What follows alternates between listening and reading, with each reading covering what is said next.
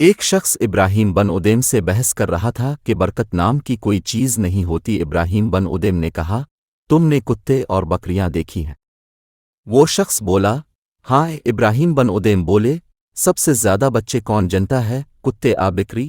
وہ بولا، کاتی۔ ابراہیم بن ادیم بولے، تم کو بکریاں زیادہ نظر آتی ہیں اے کتے؟ وہ بولا، بکریاں۔ ابراہیم بن ادیم بولے، جبکہ بکریاں ذبح ہوتی ہیں مگر پھر بھی کم نہیں ہوتی، تو کیا برکت نہیں ہے؟ اسی کا نام برکت ہے۔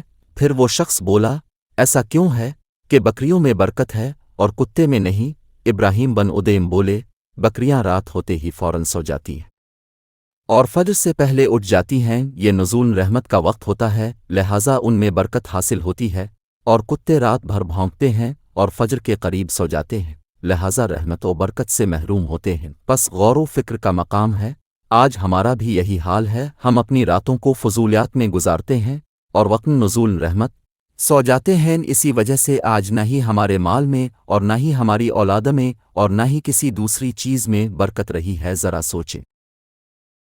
دوستوں، اگر آپ کو ویڈیو پسند آئی ہے تو لائک کریں اور میرے چینل کو سبسکرائب کریں۔ ملتے ہیں انشاءاللہ اگلے ویڈیو میں۔